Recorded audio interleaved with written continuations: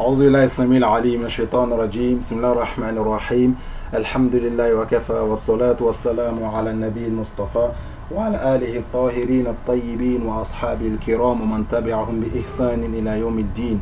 اللهم لا سهل أبدا إلا ما جعلته سهلا وأنت تجعل صعب سهلا إذا شئت فسهل اللهم لنا هذا الدرس وجعله خالصا لوجهك الكريم وتقبل اللهم منا بقبول حسن واجعل اللهم سبب فلاحنا ورقينا في داري الدنيا والآخرة. أما بعد, chers élèves, chers enfants, assalamu alaikum wa rahmatullahi wa barakatuh. Nous nous retrouvons après cette petite pause à la deuxième séance sur les apports de la foi au destin. Dans la première séance, nous avons expliqué deux apports qui sont que la foi au destin nous permet de percevoir l'existence d'une sagesse profonde après chaque événement. Également, dans le deuxième point, nous avons expliqué que la foi au destin nous rappelle que toute chose dans l'univers existe par la volonté et la puissance et la connaissance et la conscience d'Allah. C'est ce que nous avons expliqué. Dans cette deuxième séance, nous allons expliquer les deux points suivants. Le premier point que nous allons expliquer est que le fait d'être satisfait de tout ce qui vient d'Allah nous assure la satisfaction divine. Et deuxièmement, que la foi au destin nous protège des inquiétudes et illusions relatives à l'avenir. Donc nous allons commencer par le premier point. Donc dans la page suivante, nous allons connaître qu'est-ce que cela signifie.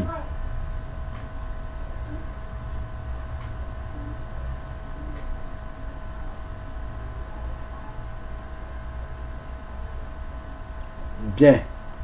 Donc le point c'est, je vous rappelle, le point c'est le fait d'être satisfait de tout ce qui vient d'Allah nous assure la satisfaction divine.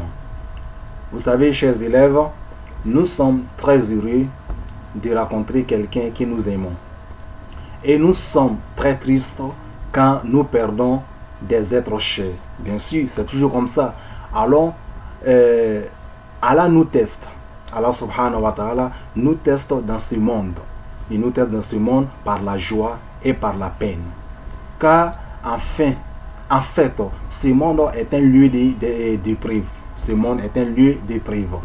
Car quand nous réagissons fort de cette réalité, nos joies et difficultés se transforment en occasion pour acquérir les satisfactions d'Allah subhanahu wa ta'ala.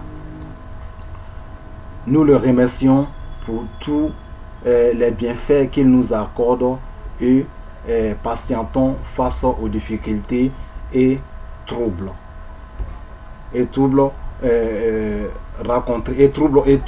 Rencontrés. La satisfaction de ce qu'Allah subhanahu wa ta'ala nous procure fait de nous les maîtres de la sobriété.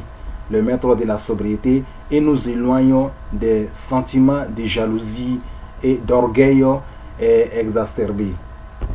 Ainsi, donc, le fait d'être satisfait de tout ce qui vient d'Allah subhanahu wa ta'ala nous assure la satisfaction divine.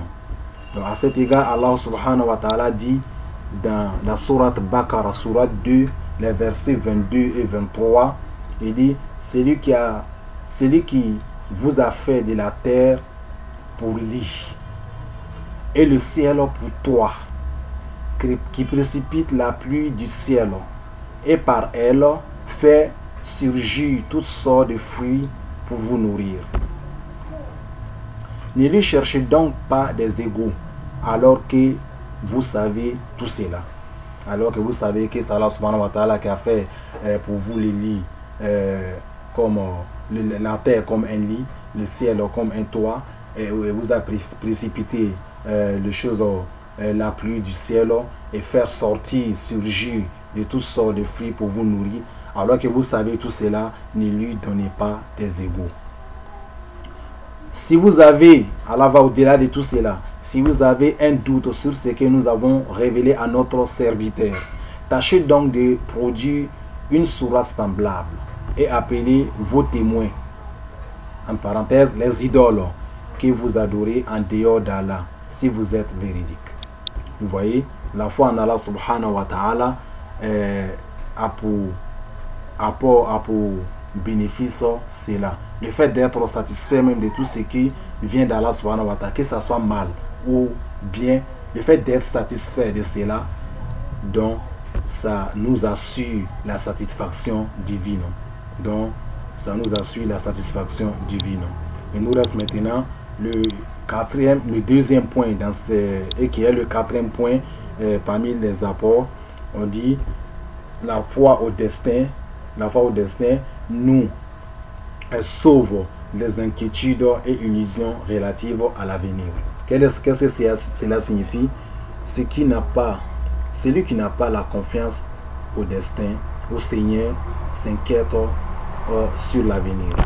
Parce qu'il n'a pas la foi en Allah subhanahu wa ta'ala, au Seigneur, donc il s'inquiète toujours sur l'avenir. Se faisant-il a peur de perdre ce qu'il possède. Il a peur de perdre ce qu'il possède. Il ne va pas donner du monde, il ne va pas faire du bien à quelqu'un parce qu'il a peur de perdre ce qu'il possède déjà.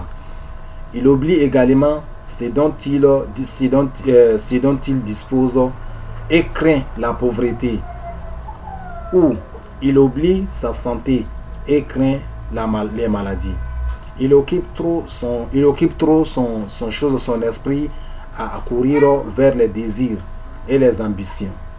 Bien souvent, à cause de ces inquiétudes liées à l'avenir, il perd le sommeil et par conséquent sa santé également.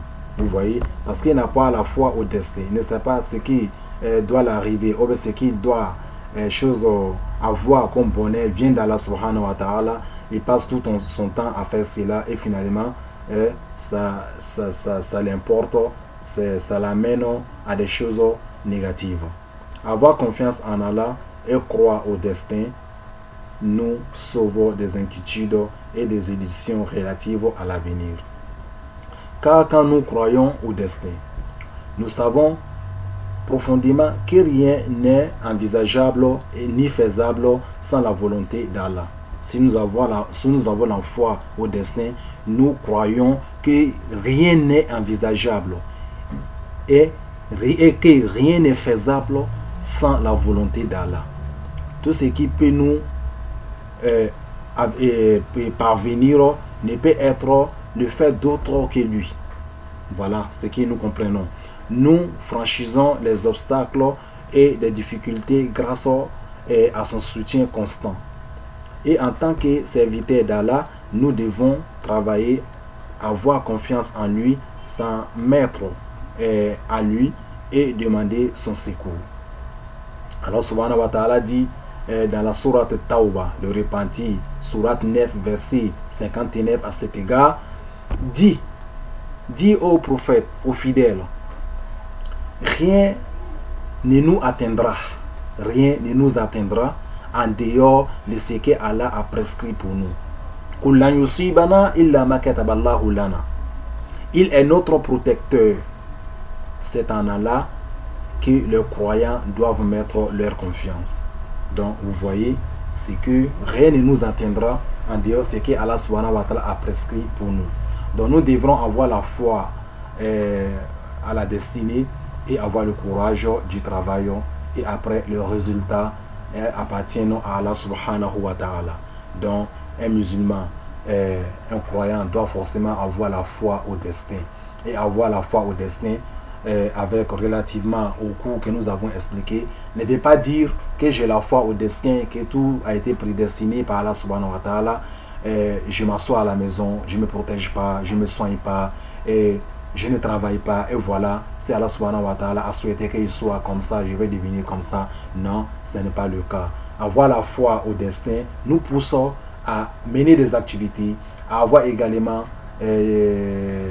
à prendre des précautions, nous prémunir des maladies, voilà, marcher, aller travailler pour avoir nos subsistances, c'est qu'Allah subhanahu wa ta'ala a décrété pour nous. C'est l'ensemble de tout cela qui veut dire la foi en Allah subhanahu wa ta'ala et la foi au destin. qu'Allah nous accorde la bonne compréhension, qu'il nous guide sans cesse vers le droit chemin, qu'il fasse de nous des croyants sincères qui ont la foi en tout ce qu'Allah subhanahu wa ta'ala recommande, à avoir la foi en lui. Wassalamu alaikum wa rahmatullahi wa barakatuh.